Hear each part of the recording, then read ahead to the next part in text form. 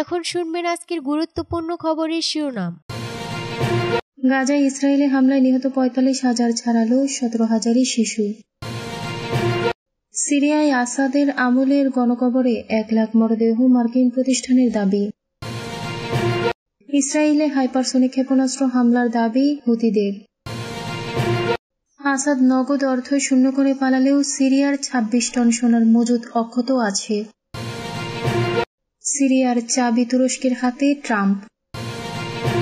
মুক্তিযুদ্ধকে ভারতের বিজয় বললেন প্রিয়াঙ্কা গান্ধীও। বাংলাদেশের সংখ্যালঘু নির্যাতনের নিন্দা ভারতে নিযুক্ত ইসরায়েলি কূটনীতিকদের। গাজায় ইসরায়েলি হামলায় নিহত 45,000 ছাড়ালো 17,000 শিশু। ফিলিস্তিনের গাজায় ইসরায়েলের চলমান হামলায় নিহতের সংখ্যা 45,000 ছাড়িয়ে গেছে। আহত হয়েছেন প্রায় 1,17,000 মানুষ। গতকাল সোমবার গাজার স্বাস্থ্য মন্ত্রণালয় এ তথ্য জানিয়েছে। ফিলিস্তিনি স্বাধীনতাকামী সংগঠন হামাস নিয়ন্ত্রিত গাজার স্বাস্থ্য মন্ত্রণালয় জানিয়েছে, গত বছরের 7 অক্টোবর শুরু হওয়া ইসরায়েলের নির্বিচার হামলা উপত্যকায় এখন পর্যন্ত 45,028 ফিলিস্তিনি নিহত হয়েছে। আহত হয়েছে 1,06,962 জন।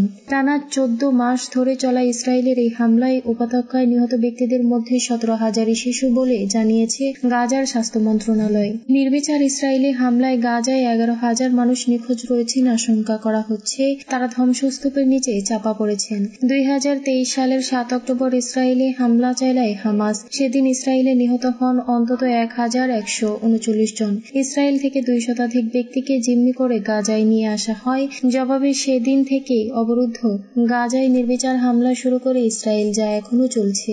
ইসরায়েলের নির্বিচার হামলা থেকে বাদ যায়নি 23 লাখ বাসিন্দার এই উপত্যকার মসজিদ, বিদ্যালয়, হাসপাতাল, আবাসিক ভবন, এমনকি শরণার্থী শিবিরও। সিরিয়ায় আসাদের আমলের গণকবরের 1 লাখ মরদেহ, মার্কিন প্রতিষ্ঠানের দাবি।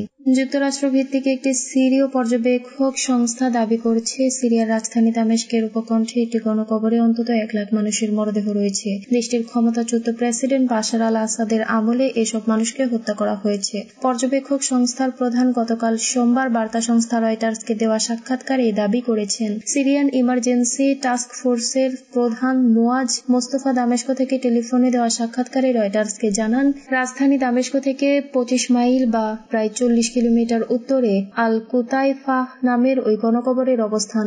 মুস্তাফা জানান, সিরিয়ায় গত কয়েক বছরের তিনি যে 5টি গণকবরের সন্ধান পেয়েছেন, এটা তারই একটি। তিনি বলেন, এখানে অন্তত 1 লাখ মানুষকে পুঁতে ফেলা হয়েছে। খুব রক্ষণশীল হিসাব করলেও সংখ্যাটি এমন হবে। সিরিয়ার এই 5টি ছাড়াও আরো অনেক গণকবর আছে বলে মনে করেন মুস্তাফা। এসব গণকবরে বাশারের আমলে নির্যাতনের শিকার সিরিয়ার নাগরিক ছাড়াও মার্কিন, ব্রিটিশ সহ বিভিন্ন বিদেশিরও ঠাঁই হয়েছে। তবে মুস্তাফার এমন দাবির সত্যতা স্বাধীনভাবে যাচাই করতে পারেনি রয়টার্স। 2011 সালে বাশার আল আসাদের বিরুদ্ধে সিরিয়ায় ব্যাপক বিক্ষোভ ছড়িয়ে পড়ে। বিক্ষোভ দমাতে খড়গ হস্ত হন স্বৈরশাসক বাশার আল আসাদ।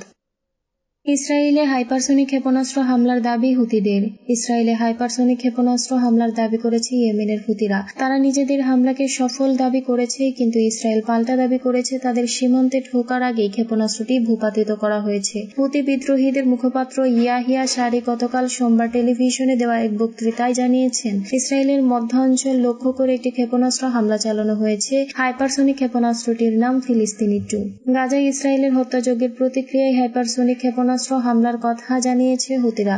গাজায় যুদ্ধ বন্ধ না করা পর্যন্ত ইসরায়েলকে লক্ষ্যে এ ধরনের হামলা অব্যাহত রাখার ঘোষণা দিয়েছে তারা। এদিকে 1 বছরের বেশি সময় ধরে চলা ইসরায়েলি হামলায় গাজায় ফিলিস্তিনি নিহতের সংখ্যা গতকাল 45,000 অতিক্রম করেছে। হুতিদের হাইপারসনিক ক্ষেপণাস্ত্র হামলা সম্পর্কে ইসরায়েলের সামরিক বাহিনী বলেছে, ইয়েমেন ভূখণ্ড থেকে ছোড়া একটি ক্ষেপণাস্ত্র ইসরায়েলের আকাশসীমায় ঢোকার আগে ভূপাতিত করা হয়েছে। হুতিরা নিজেদের হাইপারসনিক ক্ষেপণাস্ত্র হামলা সফলতার সঙ্গে লক্ষ্য অর্জন করেছে বলে দাবি করছে, কিন্তু এ বিষয়ে বিস্তারিত কিছু জানায়নি। আসাদ নগদ অর্থ শূন্য করে পালালেও সিরিয়ার 26 টন সোনার মজুদ অক্ষত আছে। সিরিয়ায় বিদ্রোহী যোদ্ধাদের হাতে স্বৈরশাসক বাশার আল আসাদ সরকারের পতন এবং তিনি মস্কোয় পালিয়ে গেলেও দেশটির কেন্দ্রীয় ব্যাংকে প্রায় 26 টন সোনার মজুদ অক্ষত রয়েছে। সংশ্লিষ্ট 4টি সূত্র রয়টার্সকে এই তথ্য জানিয়ে বলেছে, সিরিয়ায় 2011 সালে গৃহযুদ্ধ শুরুর সময়ও এই একই পরিমাণ সোনা সেখানে রক্ষিত ছিল। একই সূত্র বলেছে, সিরিয়ায় বিপুল পরিমাণ সোনার মজুদ থাকলেও বৈদেশিক মুদ্রার রিজার্ভ খুবই সীমিত। সিরিয়ার কেন্দ্রীয় ব্যাংকের তথ্যের বরাতে ওয়ার্ল্ড গোল্ড কাউন্সিল বলেছে 2011 সালের জুনে দেশটিতে সোনার মজুদ ছিল 25.8 টন। রয়টার্সের হিসাব মতে অর্থের অঙ্কে এটি $2.2 বিলিয়ন সমান। সূত্রগুলোর একটি রয়টার্সকে বলেছে নগদ অর্থে বর্তমানে সিরিয়ায় বৈদেশিক মুদ্রার রিজার্ভ মাত্র $200 মিলিয়ন মতো। অন্যদিকে আরেকটি সূত্র বলেছে রিজার্ভের পরিমাণ কয়েকশো মিলিয়ন ডলার। একটি সূত্র বলছে কেন্দ্রীয় ব্যাংকের প্রধান ভল্টটি বোমা প্রুফ। এটি খুলতে 3টি চাবির প্রয়োজন। প্রতিটি চাবি ভিন্ন ব্যক্তির তদারকিতে 3 জনের সম্মিলিত একটি কোড ব্যবহার করেই শুধু এই ভল্ট খোলা সম্ভব। গত সপ্তাহে সিরিয়ার নতুন প্রশাসন ভল্ট পরিদর্শন করেছে। সিরিয়ার চাবি তুরস্কের হাতে ট্রাম্প। সিরিয়াতে ভবিষ্যতে কি হতে যাচ্ছে সেটার অনেক কিছু তুরস্কের উপর নির্ভর করছে। দেশটির ভবিষ্যতে চাবি তুরস্কের হাতে। যুক্তরাষ্ট্রের নবনির্বাচিত প্রেসিডেন্ট ডোনাল্ড ট্রাম্প স্থানীয় সময় সোমবার এসব কথা বলেছেন। তখন তিনি ফ্লোরিডা অঙ্গরাজ্যের তার পাম বিচের বাড়ি মার-এ-লাগোতে সংবাদ সম্মেলনে কথা বলেছিলেন। গত 8 ডিসেম্বর বিদ্রোহীদের হাতে সিরিয়ার প্রেসিডেন্ট বাশার আল আসাদ সরকারের পতন হয়। এক যুগেরও বেশি সময় ধরে চলা বাশার বিরোধী গৃহযুদ্ধে তুরস্ক একাধিক বিদ্রোহী গোষ্ঠীকে সহায়তা দিয়ে আসছিল। বিদ্রোহের নেতৃত্ব দেওয়া হায়াত তাহরির আল শামের সঙ্গেও দেশটির সুসম্পর্ক রয়েছে। অন্যদিকে তুরস্ক ন্যাটোর সদস্য। সংবাদ সম্মেলনে ট্রাম্প আঙ্কারার প্রশংসা করে বলেন, তুরস্ক একটি প্রধান সামরিক শক্তি যেটি যুদ্ধ করে খুব ক্লান্ত হয়ে পড়েনি।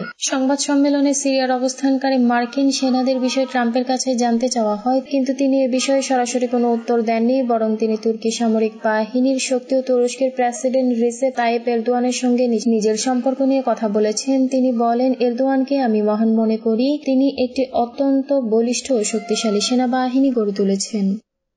মুক্তিযুদ্ধকে ভারতের বিজয় বললেন প্রিয়াঙ্কা গান্ধীও। ভারতের লোকসভায় কংগ্রেস নেত্রী ও সংসদ সদস্য প্রিয়াঙ্কা গান্ধী বলেন, দিনটি ভারতের ইতিহাসে অত্যন্ত গুরুত্বপূর্ণ, কারণ এই দিনে ভারতের আলোচিত যুদ্ধের জয় এসেছিল। বাংলাদেশের মানুষের পাশে যে সময় কেউ দাঁড়ায়নি, সে সময় পাশে ছিল ভারতীয় জনগণ। ইন্দিরা গান্ধী, প্রিয়াঙ্কা গান্ধী। যুদ্ধে অংশ নিয়ে এবং নিহত সৈনিকদের স্মরণ করে প্রিয়াঙ্কা বলেন, যে বিজয় ভারত পেয়েছিল তা তাদের ছাড়া সম্ভব ছিল না। প্রিয়াঙ্কা বলেন, 1971 সালে বাংলাদেশের মানুষের, আমাদের বাঙালি ভাই বোনদের কথা দুনিয়ার কেউ শোনেনি। ওই সময় ভারত একলা দাঁড়িয়েছিল, পুরো দুনিয়ায় কেউ কথা শোনেনি। কিন্তু সে সময় ভারতের মানুষ দেশের সেনাবাহিনীর পাশে দাঁড়িয়েছিল, সে দেশের নেতৃত্বের পাশে দাঁড়িয়েছিল। দেশের মানুষ ছাড়া ভারতের ওই জয় সম্ভব ছিল না। আজ সোমবার লোকসভার অধিবেশনে প্রিয়াঙ্কা গান্ধী একথা বলেন।